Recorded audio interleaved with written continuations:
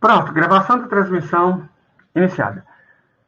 Em primeiro lugar, saudações a todos os participantes e saudações a todas as pessoas que estiverem vendo isso.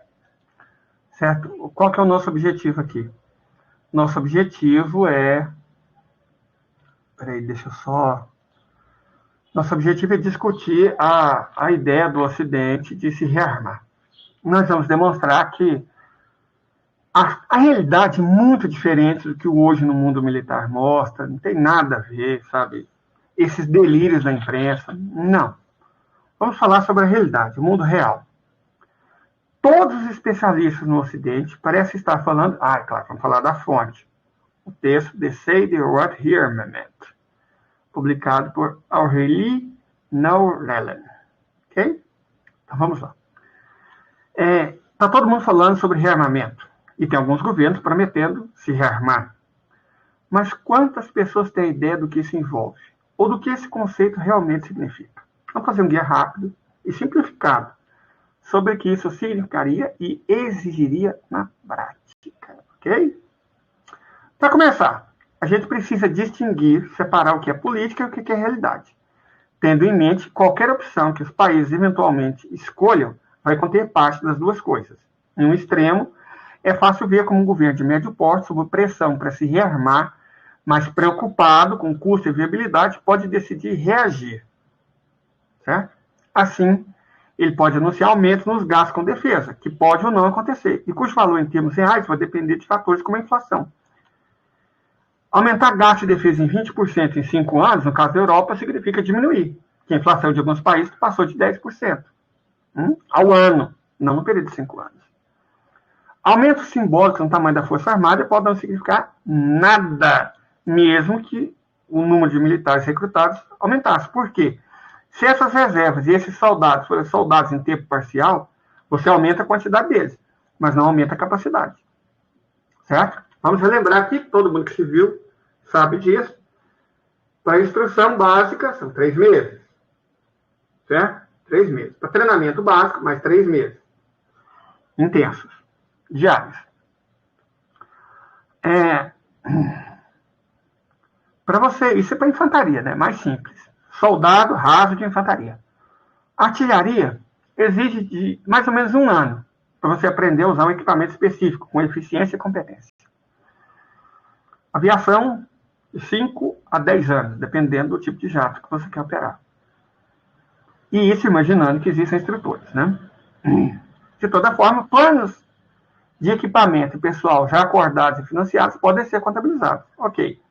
Algumas aeronaves e veículos blindados extras podem ser adicionados no final dos pedidos e podem ser entregues em algum momento da próxima década. Alguém faz luta com o que não tem? Imagina que você seja bandidos entrem na sua casa. Você vai ameaçá-los, daqui 10 anos eu vou comprar uma arma. Você acha que isso realmente vai impedir um assalto? Daqui 8 anos eu vou aprender a lutar jiu-jitsu. É assim que funciona a realidade? Mas você pode, sei lá, renomear, reaproveitar o que você já tem. Chama um batalhão de infantaria de batalhão aeromóvel. Coloca o nome de distintivo, arrume alguns helicópteros. Se o seu governo vai anunciar planos desse tipo, a primeira pergunta a ser feita é: quanto disso é novo? Qual foi o planejamento? Os gastos estão aumentando em termos reais ou nominais? Outras capacidades estão sendo sacrificadas ou atrasadas para dar lugar ao novo? E assim por diante. As unidades poderiam ser renomeadas, e no final isso não significa o quê? Nada.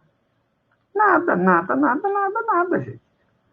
É só um número, feito para enganar as pessoas.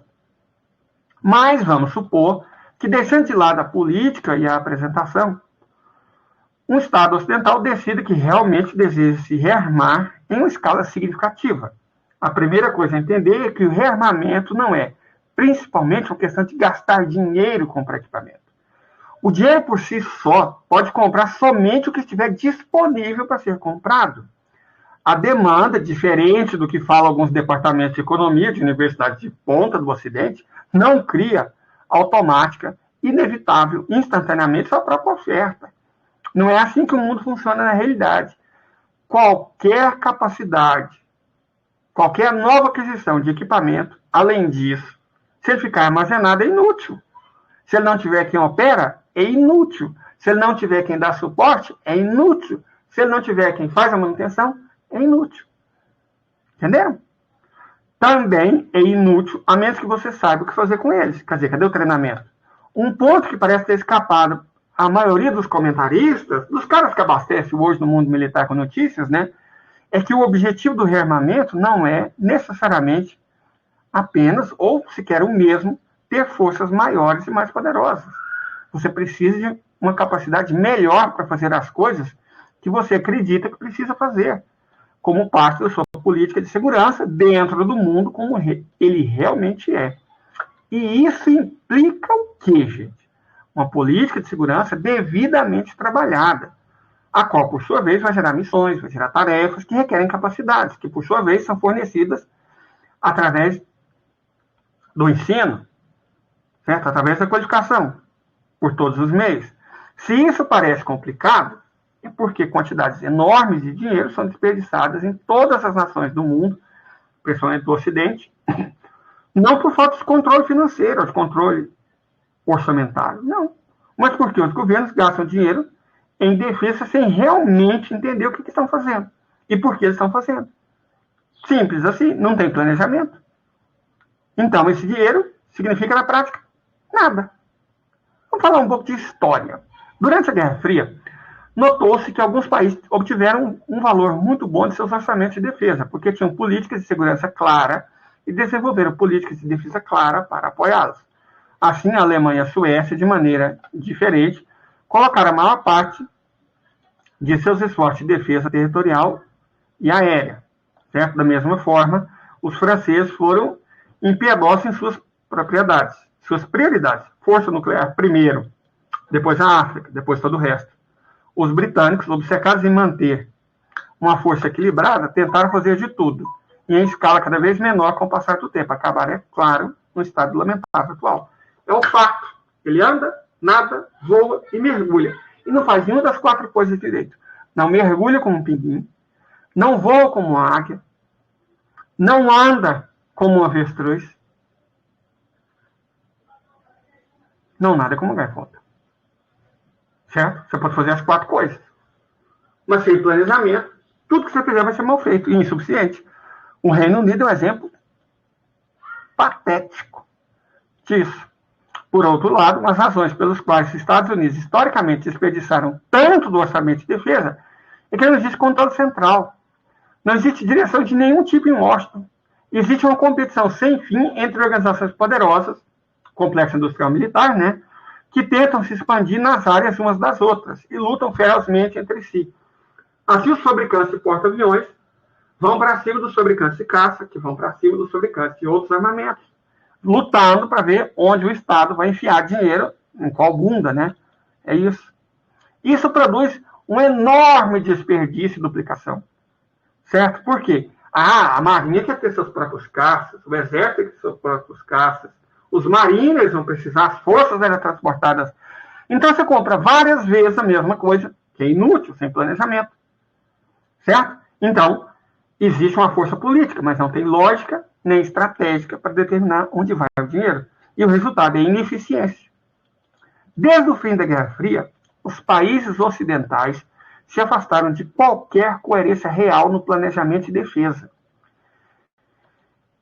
Na época, eles reagiam a mudanças de moda e tecnologias e eram empurrados de um lado para o outro, porque não tinha doutrina clara. Certo? Não tinha doutrina clara na década de 90, não tinha doutrina clara nos anos 2000, não tinha doutrina clara na década de 10, e adivinha, não tem nenhuma doutrina clara agora. 30 anos de bagunça, de desordem, de falta de planejamento. A China soube se preparar. A República da Coreia soube se preparar. O Irã soube fantasticamente se preparar. E adivinha, a Federação tem um planejamento excepcional. Excepcional. Portanto, o primeiro requisito seria a reavaliação estratégica completa. Quem vai fazer isso? Me explica. Quem vai fazer isso? Quem vai fazer? Com base em como o mundo ficou após a guerra daquele país. Eles vão ser derrotados. Eles estão a milímetros da derrota. E aí, o que eles vão fazer? Quem está planejando pós-derrota? A federação já sabe o que fazer no pós-vitória. O Irã já sabe o que fazer. A Turquia, inacreditavelmente, parece saber. A China, a Índia, a Coreia Popular. E eles, o que eles vão fazer? Quem está planejando isso? Quem está discutindo isso? Decisões claras e coerentes sobre medidas práticas precisarão ser tomadas. Mas quem vai tomar? Então, todos os países do Ocidente falharam em fazer isso nos últimos 30 anos. E tornaram o mundo, que era um lugar simples, em um local incrivelmente ameaçador. Certo? Isso, planejamento bem feito, é uma exigência absoluta agora. Sem esse planejamento, o dinheiro vai servir de quê? Mas por onde você deveria começar? Bom, vamos tentar responder essa pergunta, né? Vai levar anos, até que a situação estratégica se estabilize. Enquanto isso, gente, não é porque um corredor machucou o pé que os maratonistas chineses, russos, iranianos, norte-coreanos vão deixar de correr. Onde eles vão estar quando você finalmente conseguir se levantar? Vai levar anos para isso acontecer. E quando acontecer, eles vão estar muito na frente. Mas vamos supor que no final dessa guerra aí que está tendo, a área de controle permanente da federação seja apenas as de língua russa no leste, no sul da Ucrânia, juntamente com o litoral até Odessa. Claro que eles não vão deixar o litoral, né, na mão dos russos. Digamos que fica só com a Novorússia. Ok, porque quem vai decidir com que terras vão ficar serão eles, né? Isso é um privilégio de quem vence, como é que se chama? A parte do leão. Além disso, pode haver uma zona efetivamente desmilitarizada e talvez até despovoada. Talvez até com algum tipo de fronteira formal. Algum tipo de Estado ucraniano ainda vai existir, talvez. É provável, mas não certo. Muito bem. Um país membro da OTAN vai fazer o que, então? A título de rearmamento. Para começar, é difícil acreditar que os nossos irmãos russos tenham interesse em tomar mais território. Não vão, como eu disse, eles já são maiores que 4 continentes. Eles não estão afim de território, já tem muito disso. A questão é proteger as populações de língua russa, o que é um problema com a história. Um problema com a história. E é um problema também para a Lituânia. Mas é um problema deles, né? Certamente é um problema da Moldávia também. Mas eu acho que eles vão perder a Transnistria. Bom, a situação, de toda forma, não é como na Guerra Fria. Certo? Por que não é como na Guerra Fria? Se a gente olhar para o mapa, a gente vai ver que a situação geográfica mudou muito pouco, exceto por territórios da Ucrânia e da Moldávia que vão se tornar russos. Talvez dos bálticos. Dos países bálticos, né? Não sei. Estônia, Lituânia, não sabemos. De toda forma, os mesmos países, Noruega, os bálticos e a Finlândia, têm fronteiras com a Rússia. Mas é provável que a Romênia acabe tendo fronteira também, né? Que vai ter mudanças. A Rússia foi sendo empurrada um pouco mais ao oeste, pela contingência. Polônia também, né, tem fronteira. Kaliningrado. As mudanças, em outras palavras, serão principalmente psicológicas e não geográficas. O que é um problema quando você deseja fazer mudança de doutrina e força. Para Grécia e Portugal, nada vai mudar. Certo? Mas, de um modo geral, a atmosfera política vai ser mais dura e mais amarga. E, pelo menos, tão conflituosa como na época da Guerra Fria. Mas os dois lados não estão separados agora pela mesma diferença ideológica fundamental. Não é socialismo versus capitalismo. Você pode defender a liberdade, mas como é que você vai defender o capitalismo financeiro e o poder dos bilionários? Explica aí. Criar uma estratégia de segurança coletiva para responder a uma situação como essa pode parecer uma tarefa difícil, se não totalmente impossível, mas é de fato essencial se as nações do Oeste coletivo quiserem fazer planos que sejam minimamente coerentes. Tem que ser coerente entre si, já que estamos falando de grupo. Para tomar um caso extremo, não faz sentido os países ocidentais de linha dura, Inglaterra, Polônia, fazerem planos para enviar suas forças para o leste em um momento de crise, a menos que esses países tenham forças para serem implantadas e defender o próprio território. E a menos que os países que estão no leste tenham força para receber essas novas tropas. O que eu estou falando é o seguinte: vamos imaginar que o Ocidente quer mandar 100 mil novos soldados para defender a Polônia. A Polônia tem como receber 100 mil novos soldados? Tem alojamento, estrutura, para receber 100 mil novos soldados, para guardar o equipamento? Tem campo de teste, de treinamento? Vocês sabem a resposta, né? E ela não está no mundo militar. Perfeito? Então vamos continuar. O mínimo, algum tipo de conceito estratégico ocidental coletivo vai ser necessário. Mas não está claro em que tipo de Estado a OTAN estará para produzir um. Quer dizer, as organizações de defesa podem reagir mal diante de uma derrota avassaladora.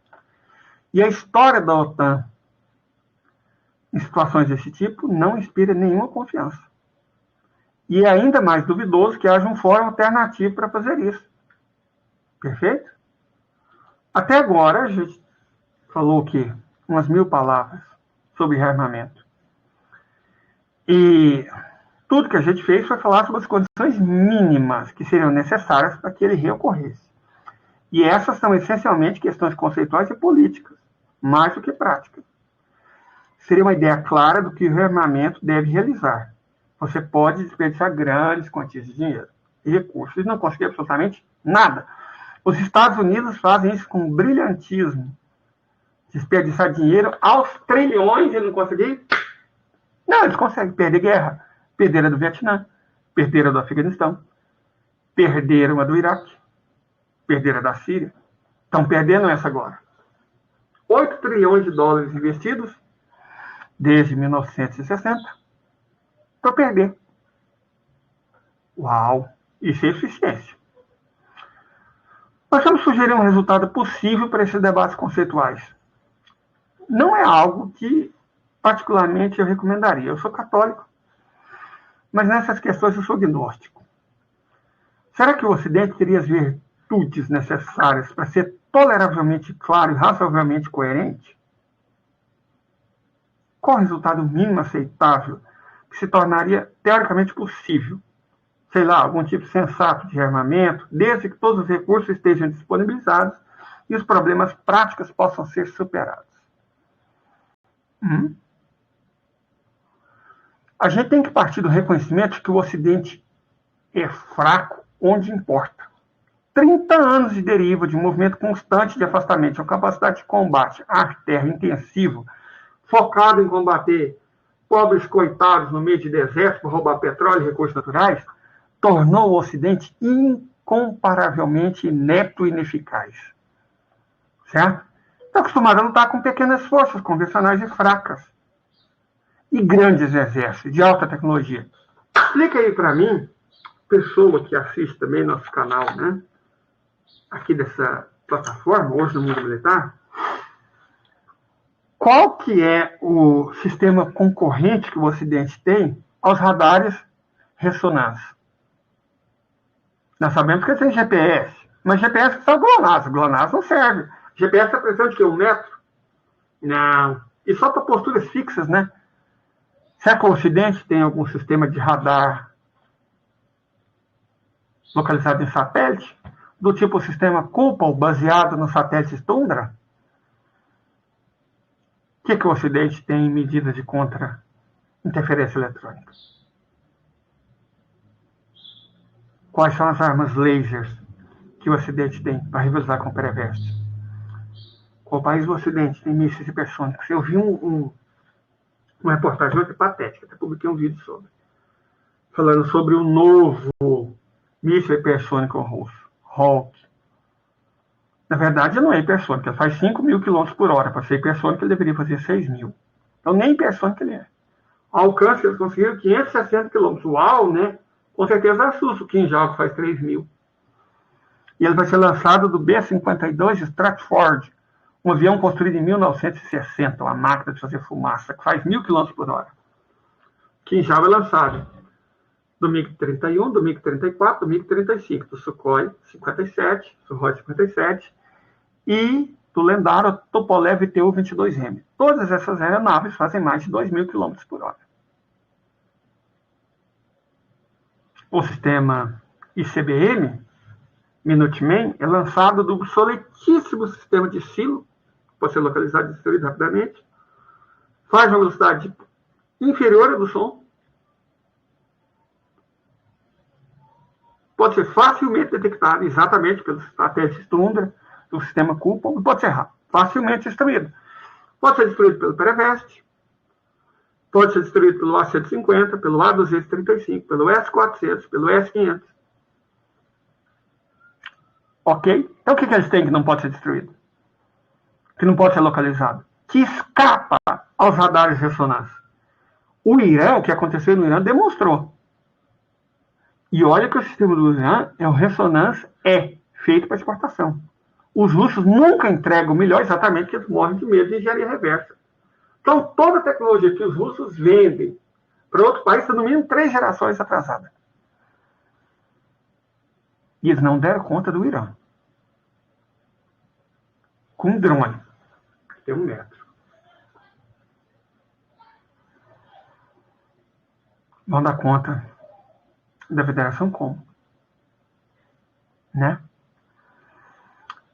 De toda forma, isso não teria importância se as relações com a Rússia, a maior potência militar do mundo, hoje em dia fossem boas. Mas elas são horríveis e prestes a piorar muito. Além disso, a OTAN está enviando. Nossa, peraí que eu acho água. Não tenho água. Tô noção. Vou tentar continuar a gravação aqui, mas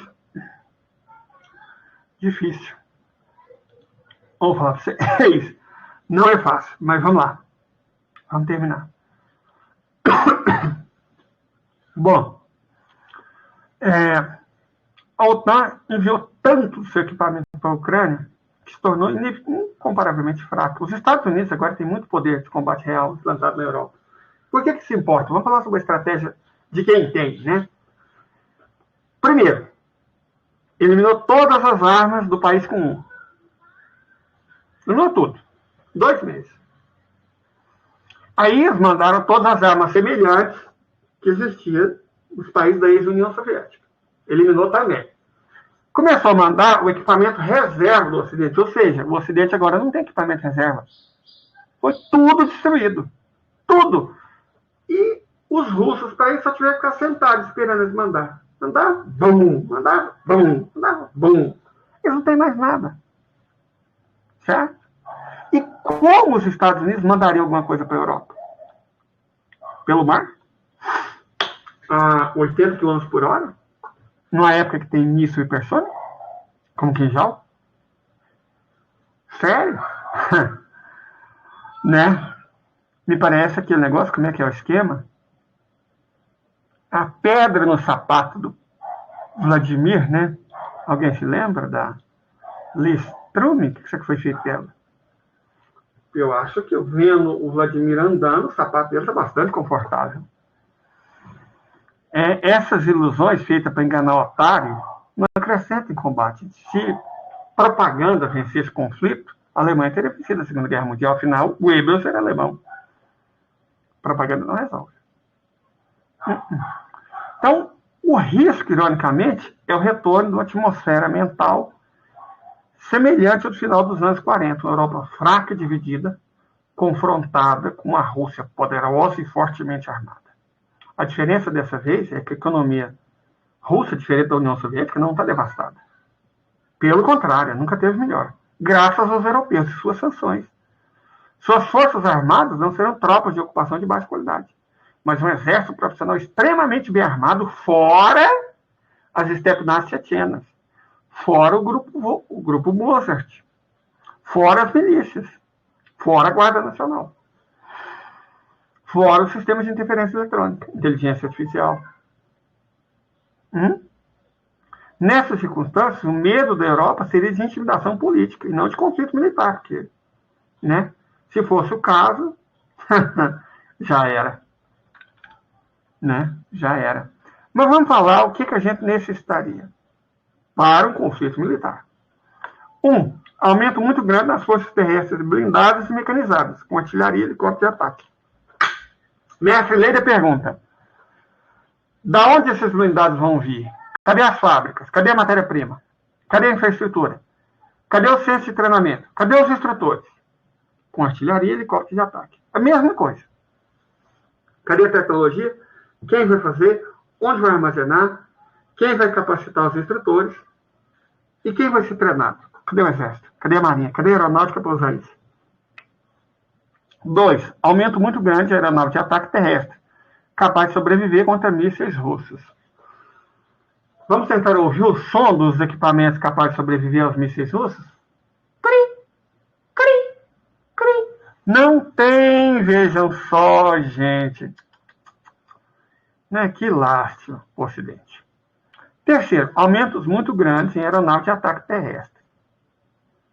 Perdão, de defesa contra radar. Não existe nenhuma. Infraestrutura e plano bem ensaiado para avançar as forças de combate em uma crise. Cadê essa infraestrutura? Cadê o ensaio? Quem vai operar? Quem vai treinar? Quem vai instruir? Programa substancial para criar um sistema de defesas antimísseis em camada adequada. Na verdade, tem um país que tem um sistema desse. A Rússia. Sistema A-150, A-235, S-400, S-500. Cupol. Ressonância. Sistema Cupol alerta. Ó, tá vindo tal coisa de tal lugar. O ressonância triangula. E aí, bom, pode ser destruído por uma coisa de mais longa distância, o A350. Se não der o A135, se não der o S500, se não der o S400, e se finalmente não der o Pereveste. 4 sistemas baseados em mísseis hipersônicos, que combatem, inclusive, mísseis hipersônicos e, de última instância, um sistema em laser, que opera na velocidade da luz, com inteligência artificial baseada em supercomputador e chip atômico. Touché. E o que a Europa tem para se defender? Nada. Mas, vamos supor que algo assim fosse acordado, que seria uma surpresa. Vamos supor que houvesse a estrutura conceitual mínima, absoluta, para garantir um rearmamento dentro dessa espécie de lógica. Isso não existe. Mas vamos imaginar que existe, gente. Vamos dar sei lá. Porque os europeus já conseguiram fazer isso no passado. Vamos dar um exemplo aqui. O próprio Reino Unido. No final da década de 30, quando eles perceberam que ia dar ruim, eles construíram um conceito estrategicamente claro. O governo britânico temia outra guerra na Europa, que acabou acontecendo, mas também acreditava que o retorno do recrutamento e o envio de grandes forças para a Europa não seria politicamente aceitável, por causa da experiência de 20 anos atrás. A maior ameaça de uma nação insular era o ataque aéreo. O que os britânicos fizeram? Desenvolveram uma política de expansão da RAF. Desenvolveram novos bombardeiros com alcance mais longo e, posteriormente, desenvolveram também novos caças, justamente com o primeiro sistema de radar do mundo. No vídeo que nós fizemos sobre o radar, nós explicamos exatamente isso. Mas isso envolveu não apenas um programa maciço de renovação e construção de novos aeródromos, 60 mil trabalhadores foram empregados em tempo integral durante anos, mas também um notável desenvolvimento científico e de engenharia. Foi financiado pelo governo. Construção de novas fábricas, incluindo fábricas paralelas, para garantir que, caso uma fosse destruída, outra continuasse sendo operando. E que, mesmo produzindo coisas civis, pudesse rapidamente se convertir em produção para a guerra. Novas instalações para armazenamento, produção de munição, treinamento de voo, comando operacional, controle, administração e acomodação. O que disso está sendo feito agora? É razoável dizer que o conhecimento técnico e a capacidade organizacional para realizar isso não existe mais na Grã-Bretanha. Não existe mais em nenhum país do Ocidente. Mas o que dá uma pequena indicação do que significa rearmamento na prática é que o conhecimento técnico e a capacidade organizacional para realizar esse programa, bom, é a condição mínima. E ela não existe. Mas vamos fantasiar, vamos delirar e imaginar que os 4 requisitos que nós falamos lá em cima possam ser atendidos. Certo? É delírio mesmo, nós estamos com febre, 42 graus, perto para bater cachuleta. E ainda tomou cogumelo. Vamos lá. Ainda existem alguns pontos gerais que tem que ser resolvido primeiro. A gente tem que assumir que existe algum tipo de conceito estratégico para o rearmamento. E a gente viu que ele não existe. A gente precisa entender que armamento é muito mais do que comprar coisas. Existem as enormes questões de você precisar de pessoal, infraestrutura, logística, ciência, tecnologia e indústria. E nenhuma dessas coisas existem hoje. Certo? Nenhuma. Cara, vamos mostrar isso, né? Porque senão a gente fica igual o canal lá, né? Rearmamento, no sentido dessa discussão, significa mais do que substituir equipamento antigo por novo. Na verdade, pode muito bem significar o que você já tem em serviço, mesmo que tivesse sido descartado. Certo? Ou não, você tem que descartar porque só está ocupando espaço. E mão de obra, você tem que decidir. Certo? Acima de tudo, significa unidade militar extra. Vou pegar a RAF como exemplo. Teve vários planos de expansão. Formou centenas de novos esquadrões antes de 1939. E o que ela tem de novo hoje? O primeiro requisito, portanto, é pessoal extra. Pessoas. Levam-se anos para formar um piloto. Mas o problema não é isso. E os instrutores? Se leva 5 a 10 anos para formar um piloto, leva de 10 a 20 para formar um instrutor. Quantos instrutores aeronáutica dos países do Ocidente tem? Será que é fácil operar uma corveta, uma fragata? Um submarino moderno? Aliás, não foi na Inglaterra que, semana passada, um submarino nuclear enfrentou grandes problemas porque eles tentaram consertar um reator com super bonder? Então, nós vemos que existem problemas, né? E a questão do pessoal. Certo? O pessoal é o principal problema. Vai ter que reintroduzir o serviço militar de alguma forma para preencher esquadrões inferiores. Soldados, marinheiros. Talvez ali, num cantinho ou outro, é possível expandir um pouco as Forças Armadas em tempo de paz, por meio de um programa de recrutamento vigoroso. Mas os militares da maioria dos países ocidentais agora lutam para atrair e reter candidatos. Vamos explicar por quê? Dependendo da definição, de 10 a 20% dos jovens de 18 a 25 anos da Europa estão gordos. Nos Estados Unidos é metade. Essas pessoas não podem ser convocadas. Diabetes, peso, estilo de vida, não dá certo. Sobra a outra metade. Certo? À medida que as forças militares profissionais ficam menores, ficam cada vez mais distantes, e cada vez menos gente considera seguir a carreira militar, que ela se torna menos atrativa. Ser developer dá muito mais dinheiro, muito mais glamour, ser youtuber. Como é que chama? Influencer digital, né? Você vai concorrer com isso, realmente? Um ano sem mulher, batendo continência? A maioria das forças militares do Ocidente já está lutando para pagar o pouco pessoal que tem. E está lutando para conseguir manter eles. Certo? E o pior, você precisa de anos. Os caras formados já estão pensando em sair. E novos não estão pensando em entrar. É particularmente difícil recrutar e reter as pessoas que você mais precisa. E isso não estou falando só dos empregos mais glamourosos, como piloto de jato, mas pessoas ainda mais importantes, técnicos de telecomunicação e radar, equipe médica de campo, operador mecânico. Certo? O serviço militar, mesmo com a obrigação de reservianos posteriores, é um fracasso no Ocidente. É um fracasso. Na prática, o rearmamento significa tanto o retorno do serviço militar, seletivo, porque, né, quanto um corpo de oficial e suboficial que deve ser expandido, mas que deve ser recrutado do zero, gente. Se leva um ano para formar um soldado de infantaria e 2 ou 3 um soldado de artilharia, quantos anos leva para formar um capitão? Um tenente que seja, para não falar no coronel. E nós sabemos que, a mera presença de um capitão pode não significar absolutamente nada nós temos exemplos extraordinários de capitães, né, extremamente obtusos.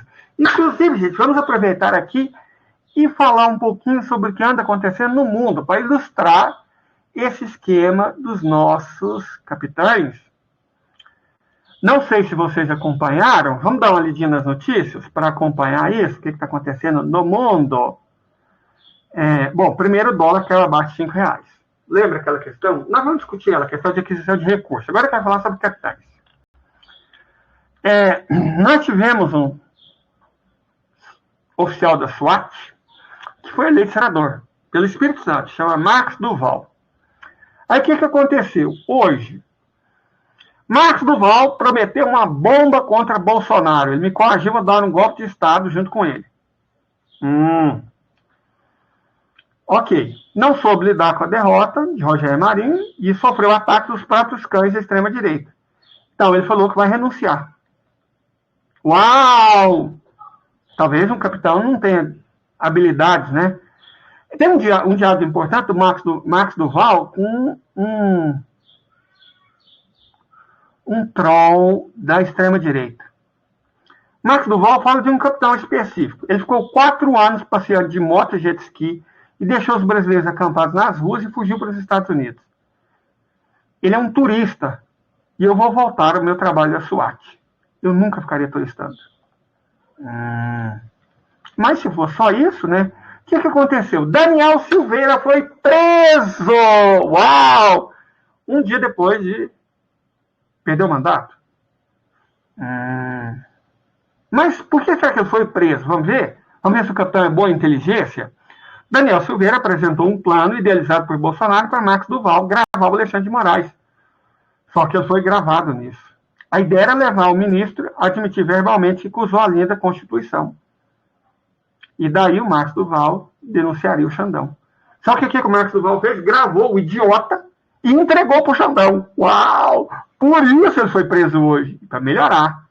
Havia uma enorme quantidade de dinheiro vivo na casa do Daniel Silveira. Então nós vimos que o capitão é um imbecil que não tem logística, não consegue planejar. Ter um capitão significa o quê? Significa nada. Uau, uau, uau, uau, uau, uau. Até porque ele foi tão burro que ficou mandando mensagem pro WhatsApp que o senador Marcos Duval gravou e adivinha entregou para quem? Xandão! Uau, uau, uau, uau, uau, uau. Entenderam? Não basta ter capitão. Se eles forem burros são jumentos. Então, estamos imaginando aqui a formação de capitães, de tenentes que sejam minimamente competentes. Não igual os nossos, né? E mesmo assim, para formar um idiota como o Messias, você leva ano. Imagina alguém competente. Ok? Vamos imaginar? Vamos continuar aqui, né? Com as nossas suposições. Sei lá, né? Eles estão conseguindo achar bons capitães. Ou bons sargentos. Eu tinha um sargento bom. Gostava dele, Sargento Pereira. Isso significará, é claro, expandir consideravelmente o sistema de recrutamento, treinamento e administração de Forças Armadas. Treinadores experientes terão que ser encontrados em algum lugar, porque senão os capitães vão ser tipo o nosso, né? Burro!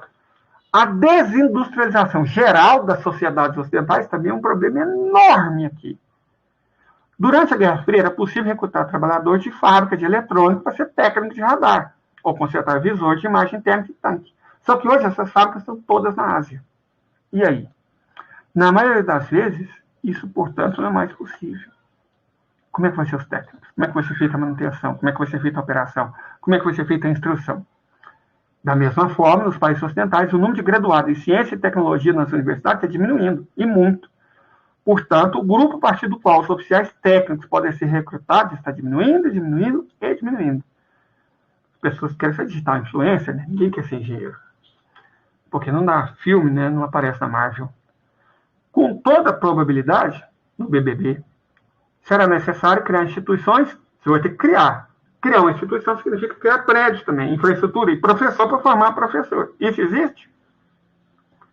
Você cria instituição especial para formar engenheiro em nível técnico de pós-graduação. Quem vão ser os instrutores? Explica aí para mim, hoje no mundo militar, explica aí para mim. dá essa alegria para a gente, nós vamos supor que esses problemas possam ser superados. E que, entre os intensos esforços de recrutamento, retorno do serviço militar seletivo, haja um pool grande o suficiente para preencher qualquer estrutura de força que seja decidida. Então, como você vai obter a estrutura de força? Supondo que você não apenas encolhe os ombros e compre um pouco mais de tudo que você já tem. Vamos tentar responder essa questão? Né? Bom, vamos voltar a falar de missões e tarefas. Suponha um conceito hipotético da OTAN para uma força capaz de se deslocar para o leste em caso de crise. E que, com base nisso, a OTAN pensa ao seu país 3 brigadas mecanizadas com mais meios de artilharia e defesa aérea, que atualmente, e 2 esquadrões de ataque de helicóptero. Vamos presumir que o posicionamento permanente das forças em outro país é política e financeiramente real demais. Quer dizer, quem vai pagar a manutenção de 100 mil soldados, por exemplo, estrangeiros? Eles têm que comer, eles vão ter família, vai ter que estudar, vão precisar de infraestrutura. Quem vai pagar isso tudo? Na Alemanha da Guerra Fria, os britânicos, americanos e outras forças permaneceram essencialmente nas antigas instalações da Wehrmacht, que haviam assumido como força de ocupação. Mas isso não vai acontecer, por exemplo, na Polônia ou na Romênia, certo? Mas é claro que se você for para lutar, você não pode deixar o seu próprio país sem defesa. Então você vai ter que manter 2 brigadas mecanizadas para defesa doméstica e força de defesa territorial substancial no próprio país, para mandar para outro. Além disso, você vai ter que movimentar centenas de veículos no próprio país, a maioria em caminhão ultrapesado, o que vai criar problemas de gerenciamento de tráfego e segurança que a Europa não vê há décadas.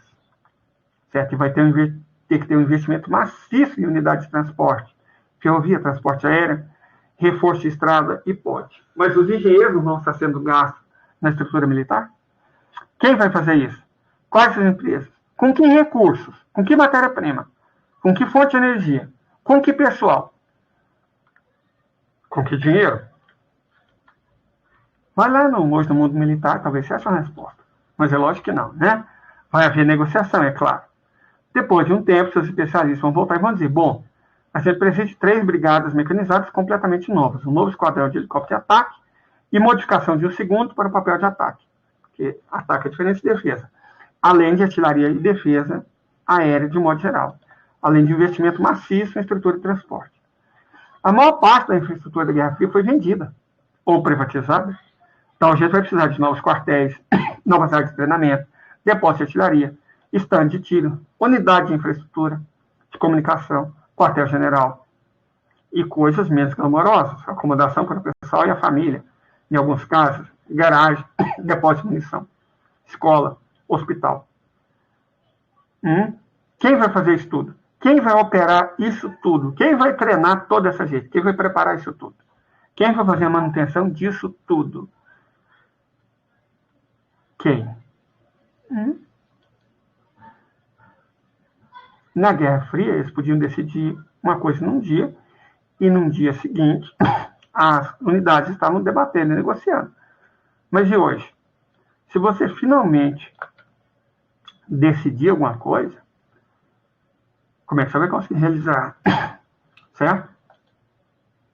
E isso é uma apresentação simplificada e superficial do que pode ser necessário.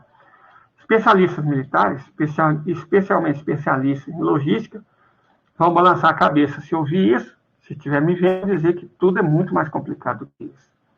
Na verdade, essa visão simplista. Mas existe uma impressão de que, para conseguir avançar em caso de crise, estabelecer uma tela antimíssil é necessário em todo o continente. Agora, me explica como fazer isso. Não tem a tecnologia, não tem recursos, não tem os cientistas, não tem os engenheiros, não tem os programadores, não tem os computadores, não tem matéria-prima, não tem a fonte. Não tem o material humano para usar, não tem o material humano para fazer a manutenção, não tem o material humano para fazer a instrução. Vamos continuar. Né? Vamos supor que tudo isso seja resolvido. Você vai recrutar pessoal suficiente, incluindo reserva de prontidão.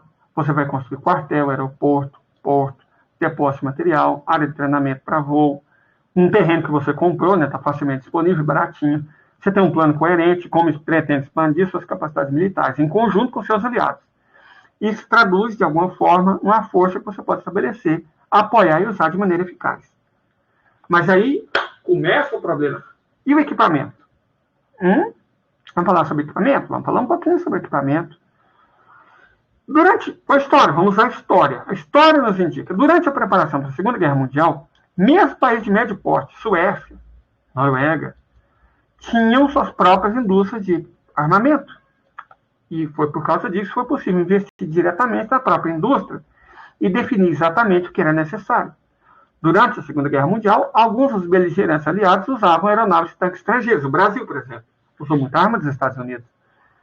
Certo? Quando a própria produção era inadequada. Mas foi apenas com a consolidação gigantesca impulsionada pelos acionistas da indústria de defesa de última geração que a gente viu o número de fornecedores encolher radicalmente. Vou falar sobre isso. As empresas envolvidas agora fabricam equipamentos tão caros que são produzidos em quantidades mínimas, certo? E de maneira lenta. Para vocês terem uma ideia, um caça Rafale é fabricado por mês.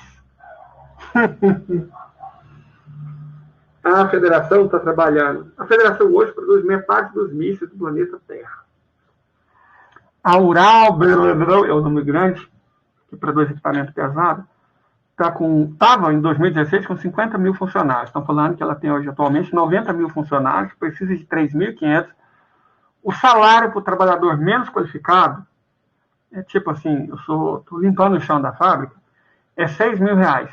Para especialistas em eletrônica, estão pagando até R$40.000 com todas essas despesas pagas. Casa, comida e roupa lavada, literalmente. Transporte incluído. Para pessoas de qualquer país do mundo. As fábricas russas estão há um ano operando 24 horas por dia, 7 dias por semana. Trabalhando em 3 turnos. Isso é possível porque ela é dona de 1/5 dos recursos energéticos e naturais desse planeta.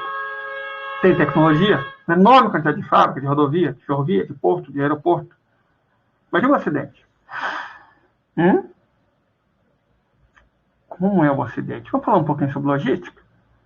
Porque o Ocidente tinha umas 500 fábricas, né? Não, eu vi que os Estados Unidos tinham 800, agora tem 10. Capitalismo, né? As grandes vai comendo a pequena, reduzindo a eficiência, e mais do que isso. Aquelas atividades que não eram lucrativas deixou de ser executada. Só que a defesa precisa exatamente dessa atividade. É por isso que China, Irã, Coreia e Rússia trabalham com empresa estatal. O objetivo não é o lucro, é a segurança nacional. Então, mesmo que a atividade não seja lucrativa, se ela for necessária, ela vai ser realizada. E é o que a gente viu sobre a computação. Eu tenho vídeo sobre a computação russa. Tanto que ela está avançada, incrivelmente avançada. Ah, mas a Rússia não tem fábrica. Fonte? Como ela não tem fábrica? Ela produz o que ela necessita para a defesa. Depois, no futuro, talvez, ela se preocupe em concorrer. Agora ela tem que se concentrar na defesa. E vem fazendo isso de maneira eficiente há 12 anos. Ela investiu ativa e pesadamente em ciência e tecnologia. Ah, mas as empresas? Nunca vi. Ela não foi feita para você ver, meu irmão. Ela foi feita para funcionar. Essa é a vantagem socialista industrial. Certo? Qualquer programa sério de qualquer país do Ocidente iria enfrentar problemas horríveis de capacidade, instantaneamente. Você pode, em teoria, fazer novas fábricas, abrir novas fábricas, aumentar a produção, mas isso vai exigir uma expansão massiva de uma força de trabalho que, adivinha, não existe mais, porque o Ocidente, para aumentar a eficiência, a globalização, transformou operários em colarinho branco. Não produz mais engenheiro. Está produzindo MBAs em administração, economistas. Uau! Mas não tem engenheiro, não tem técnico. Como é que eles vão fazer isso? Como é que eles vão operar isso? Como é que eles vão aumentar o que já existe? Mesmo nos Estados Unidos, metade do valor dos principais sistemas ocidentais é importado. E muitas vezes da China. E deixa eu explicar uma coisa aqui para você que me vê, ou sei lá, vê também hoje no mundo militar.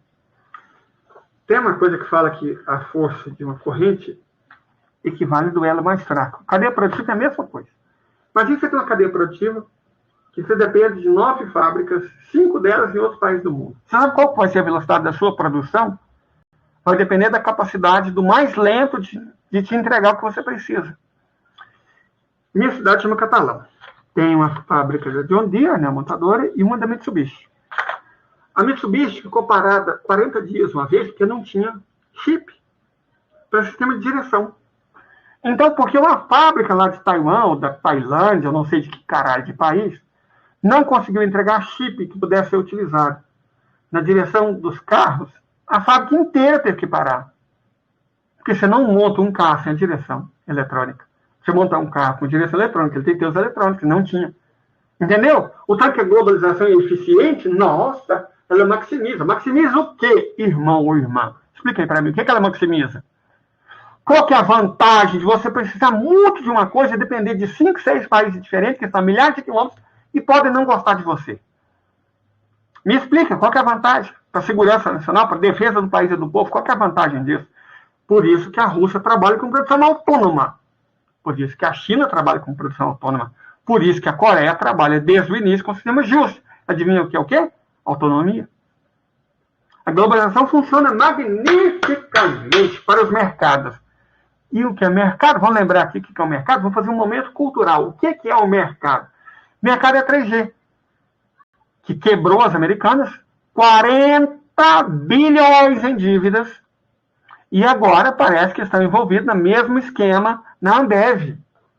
Já 30 bilhões em dívida identificada, principalmente dívida fiscal, trabalhista, com fornecedor. Para aumentar o lucro, eles simplesmente não pagavam imposto. Não pagavam fornecedor. Uau, aí é fácil, não é?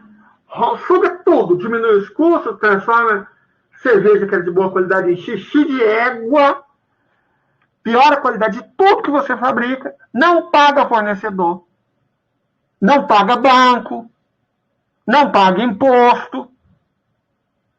Esse é o mercado. Confia nele. Chama o Lehman, o Secupira e o Teles para gerenciar a sua enorme estrutura militar.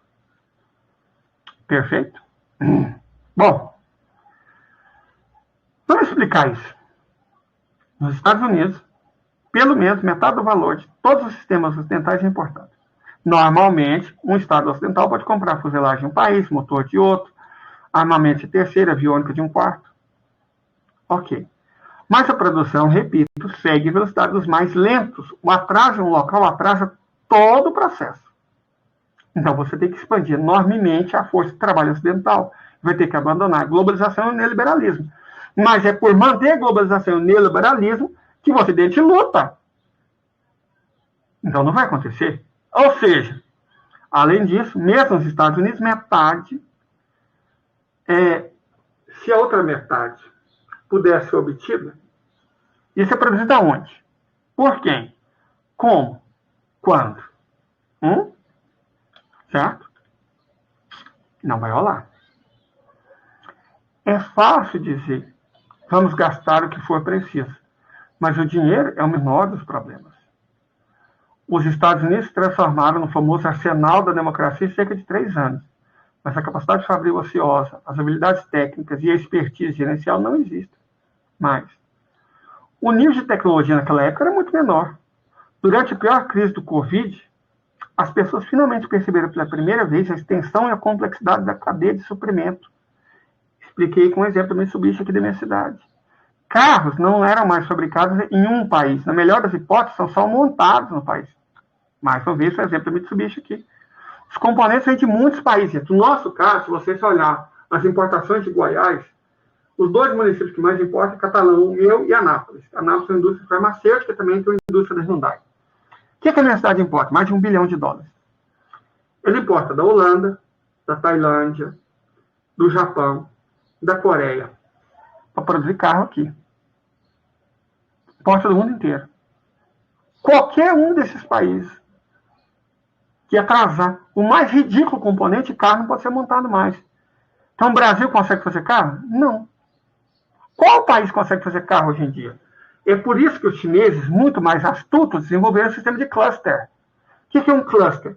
No raio de 50 km, você tem toda a estrutura necessária para produzir uma determinada coisa. Isso é um cluster produtivo. Digamos que a Mitsubishi lá fosse uma fábrica chinesa. Você teria a montadora da Mitsubishi, as metalúrgicas que fossem necessárias, as fábricas de chip, de coisa de couro, plásticos, eletrônico, informática, borracha, estaria tudo lá perto, tudo que você necessitasse. E aí você não teria só Mitsubishi, teria Nissan, teria Toyota, teria Honda, tudo no mesmo lugar, porque todos os fabricantes, todos os componentes estariam juntos. Isso é um cluster. Muito melhor que a globalização. E explica por que a China se tornou a maior potência industrial do mundo e os Estados Unidos, Estados Unidos tem a capacidade de gerenciamento de Harvard. Está adiantando de quê? Com os sistemas militares, a coisa é muito pior. Não adianta, por exemplo, dobrar a produção de uma fábrica de aeronaves de 2 por mês para 4, a menos que você também dobre a produção na fábrica de motores. Nas várias fábricas que fabricam os componentes aviônicos, e até mesmo nas fábricas que fabricam os pneus e os assentos ejetores. Quer dizer, para dobrar a produção de uma fábrica, você teria que dobrar a produção de 10, 20 fábricas localizadas, sabe-se lá quantos países. Vai acontecer? Adivinha? Não vai. Muitos desses componentes, os subconjuntos, vêm do exterior. E, na prática, todas as áreas de economia de defesa ocidental, em todos os países do Ocidente, bem como áreas não relacionadas à defesa, precisam se expandir ao mesmo tempo e encontrar mão de obra qualificada e apoio real do Estado. Ou seja, não vai acontecer. Os fornecedores não ocidentais teriam que ser induzidos a cooperar. A China, a Rússia, a Coreia, né, vai fornecer equipamento para o Ocidente fazer arma para destruir eles. Parabéns! Os fornecedores, evidentemente, se do estrangeiro, não vão cooperar com o Ocidente. Perfeito? Uau! Vamos falar um pouquinho. E existem problemas, por último, para que isso não fique a discussão eterna, de matéria-prima. Equipamentos de defesa são feitos de material complexo. A Europa não tem matéria-prima. Ela importava da Rússia. Que coisa, hein? E da China. Estados Unidos também. A Segunda Guerra Mundial foi indiscutivelmente uma guerra de produção industrial, onde os vencedores, Estados Unidos, Rússia e Grã-Bretanha, tinham acesso a matérias-primas que os derrotados, Alemanha e Japão, não tinham. David Egerton argumentou plausivelmente que a capacidade industrial britânica de se rearmar na década de 1930 e de sobreviver entre 39 e 41 aconteceu porque a Marinha foi capaz de proteger rotas comerciais desde as colônias. Só que agora eles não têm colônias e não têm indústria. E não têm capacidade de defender rotas. Não é exagero dizer que foi o Império que salvou a Grã-Bretanha de Hitler. E que foi o Império Francês que permitiu que aquele país se recuperasse. Às custas da África. Desnecessário é dizer que o mundo não é mais assim. Vamos pensar em termos de avião. Avião é basicamente alumínio que voa. A China produz quase a metade do alumínio do mundo. Da outra metade é produzido por Índia e Rússia. Com cobalto, terras raras, tungstênio, titânio, é disso para pior. E aí? Hein? Uau! O Oeste, o Ocidente, não está mais na posição de esquiador fora da condição que saiu da pista. E agora se encontra no fundo de uma encosta, de um buraco, sem maneira nenhuma de sair. O esforço necessário seria imenso, imenso. Perfeito? Mas vamos supor que esse esforço servisse de alguma coisa. Como os governos explicariam a necessidade de recrutar jovens, a prioridade dada aos gastos com defesa, sobre o inimigo que você não tinha antes? Você mesmo foi atrás dele. Você vai deixar de investir em educação, em saúde, para ter o perigo e o barulho de aeronaves voando. Zum, zum, zum, 100 metros acima da sua cabeça o dia inteiro. Uma construção sem fim. O perigo, a poluição, fábrica de munição. Vamos assumir a suposição heróica e altamente realista que a OTAN, de algum modo, ou um grupo substituto, né, que existe no lugar da OTAN depois que ela foi destruída, porque não serve para mais nada, chegue a um consenso no qual uma nova situação estratégica existe e algo precisa ser feito. Ela produza planos coerentes e consiga fazê-los. Como você vai explicar às pessoas comuns isso? Certo? No melhor dos casos, sem inimigo das fronteiras, com economias débeis, enormes problemas sociais, esse tipo de programa é o mínimo caso você deseje se rearmar. E aí o mestre Leider pergunta, isso é possível? Vou até abrir o som aqui, nossa, agora que eu vi que... Vamos até abrir o som para todo mundo aqui. E perguntar. Isso é possível? De verdade? Eu ouso dizer que não. Cara, até de dia eu preciso de iluminação. Mas eu nem sou bonito, nem acho que ninguém está aqui me vendo, porque, nossa, o Leide é um gato. Embora minha mãe diz que eu sou até simpático, mas as mães, como vocês sabem, exageram, né? As mães são para os filhos o que hoje no mundo militar é para discussões sobre defesa. Muito irrealistas. Né? De toda forma, gente, foi um prazer estar aqui comentando isso com vocês. Qualquer dúvida, questão, comentem aí. Mestre, e eu vou deixar... Pode fazer uma pergunta? Claro, por favor. Que você tinha comentado essa semana que está esperando um recrudescimento aí da parte do Exército Vermelho. Você ainda ratifica essa assertiva? Ratifico. Deixa eu explicar, inclusive, sobre quais bases eu ratifico. O Exército Vermelho, ele tem demonstrado uma paciência enorme, mas é por uma questão prática, não é por uma questão moral. Por que o Exército Vermelho tem demonstrado até agora muita paciência? Porque o Ocidente, primeiro, fez um dos objetivos, né, da Operação Militar Especial era desarmar o agressor. O agressor foi desarmado, mandando as armas para ser destruído. Depois você tem que desarmar os aliados do agressor. Então, na segunda fase, eles mandaram todos os países da Europa Oriental que tinham armas da antiga União Soviética, mandaram as armas para ser destruídas. Aí você tem que desarmar toda a OTAN. Então, a OTAN começou a mandar as armas que tinha reserva e tal para ser destruída também. Aí você fala, mas por que a Federação pode estar perdendo a paciência? Porque o objetivo está sendo alcançado. Quando terminar os Leopards, vai sobrar o que mais para ter que destruir? Se o objetivo de tanta paciência é prático, atrair o inimigo para mandar o que ele tem, e aí você destruir, ele não tem mais com o que se defender, a partir do momento que esse objetivo é alcançado, qual que é o objetivo da paciência? Os russos são pragmáticos. Não faz mais sentido ter paciência quando eles não tiver mais do que ser destruído. Aí a paciência deixa de ser uma virtude do planejamento e passa a ser uma fraqueza. E fraqueza educa mal. Por isso que eu falo que estamos a milímetros da inelutável perda de paciência, que pode ter consequências drásticas. Correto? Alguma questão?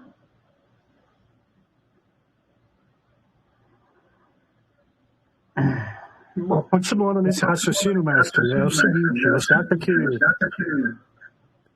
quem que vai iniciar a questão de disparo de armas não convencionais primeiro? Você acha que vai ser a OTAN ou vai ser a parte do PULS? Vai ser a OTAN. Deixa eu explicar para vocês uma coisa que o Ocidente não leva muito a sério, mas a Eurásia leva. Sun Tzu falava uma coisa que é muito importante e pouca gente no Ocidente se deu conta, que é a prerrogativa moral. É importante você não perder a prerrogativa moral. O que é perder a prerrogativa moral? A partir do momento que se descobriu os campos de concentração nazistas, o nazismo perdeu completamente a prerrogativa moral. Tornou absolutamente indefensável. A prerrogativa moral ajuda você a conquistar aliados e apoio. E se você não a tem, ela passa essas duas coisas. Então, se a Federação Russa começasse, digamos, uma coisa mais cogumelo, os Estados Unidos atingiram um cogumelo desses em Hiroshima e Nagasaki há quase 80 anos. Nunca vai ser esquecido. Pelo jeito, só o próprio governo japonês se esqueceu, né? Mas o resto do mundo não, eles perderam a prerrogativa moral. Então, se a Federação dá o primeiro ataque, ela perde a prerrogativa moral. E ela não quer isso, ela não tem nada a ganhar com isso. Que, querendo ou não, ela é uma das líderes dos 7/8 da humanidade, que está se insurgindo contra o capitalismo financeiro representado pela OTAN, de cujo OTAN é o braço armado. Então, ela não começaria, não daria o primeiro ataque exatamente por isso.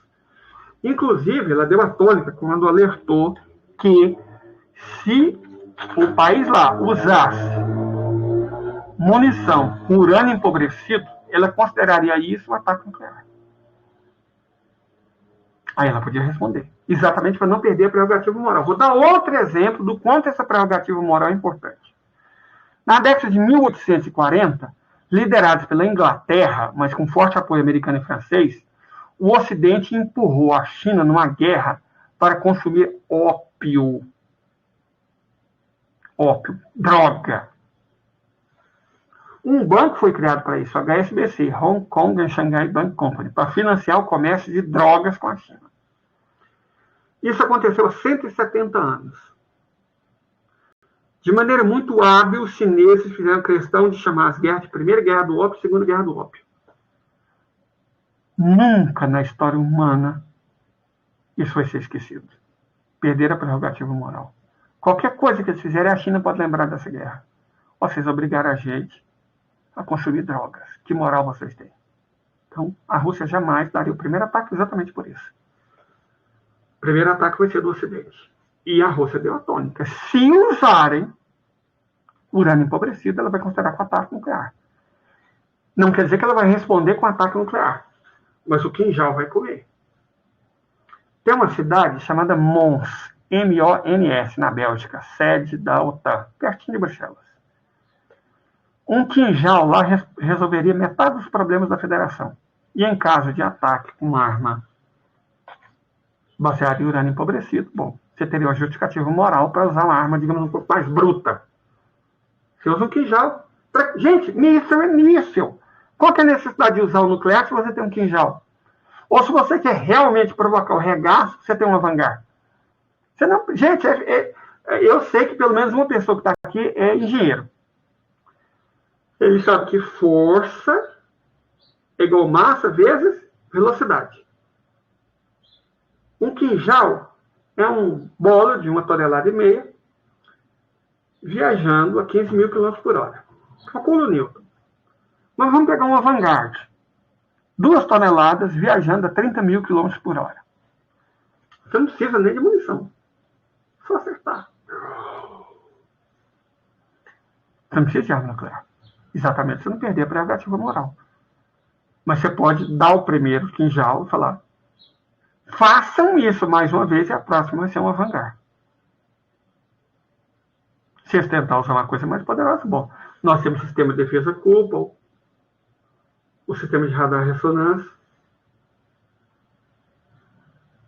Basicamente não há nada que o Ocidente possa fazer. Mas eu acredito que eles são estúpidos o suficiente para dar o primeiro tiro. E aí, claro, perdendo a prerrogativa moral, a Rússia pode reagir como achar melhor. Certo? É estratégica básica. Você acha que eles são tão estúpidos assim, o mestre Leide? Você acha que... Não. É porque eu fico pensando, será que eles não querem mesmo resetar o mundo mesmo? Será que eu acho que eles são... Exato, é o que eu ia falar. Não, eu acho que eles são mais burros do que isso. Eles acreditam que podem resetar o mundo. Eu publiquei um vídeo explicando essa questão do reset. Nós temos 2 projetos de reset em curso. Ambos para 2030. O do Ocidente, pelo Fórum Econômico de Davos. E falar, isso é teoria da conspiração. O jeito não está, não é teoria da conspiração. Vai lá no site do Fórum Econômico Mundial, você vai ver o grande reset.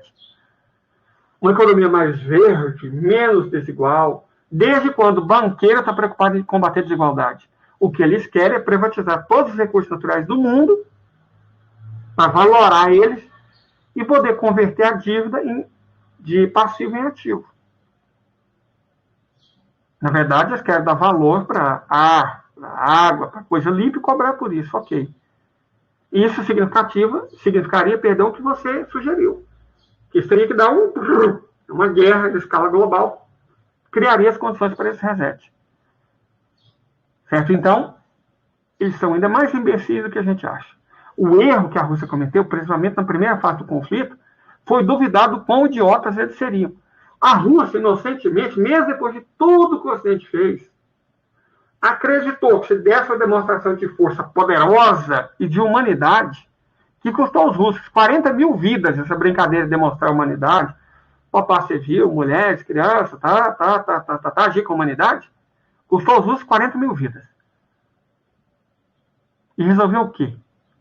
A Rússia levou quase um ano para entender que não dá para discutir com essa gente demente e insana. Que eles não entendem nada que não seja uma demonstração de força. E eu acho que o Ocidente ainda acredita que pode enganar a Rússia. Certo? Então, na minha humilde opinião, eles são ainda mais burros do que parecem. O sistema ocidental força isso, né? Harvard, Princeton, Cambridge, Oxford. Forma esse tipo de gente. Com esse tipo de convicção. Né? Então, isso é horrível, gente, para a humanidade inteira, se a gente for parar para pensar. Isso é horrível para a humanidade inteira. Porque se a coisa escalonar mesmo, vai dar ruim para todo mundo. Né? Alguma questão mais?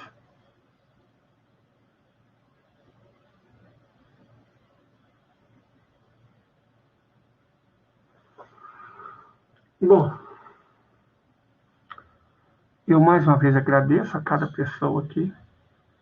Eu vou deixar o texto no primeiro comentário, assim que eu publicar o vídeo, e no canal do Telegram, agora, né? Texto original, para que vocês possam ler o que eu comentei. Certo? Eu acho que transparência é o mínimo. Então, muito obrigado a todos vocês. Vamos ver se agora eu consigo encerrar. Eu estou aprendendo a usar isso, eu acho que hoje até melhorou. Até melhoramos. Mas vai dar certo. Ok? Pronto, para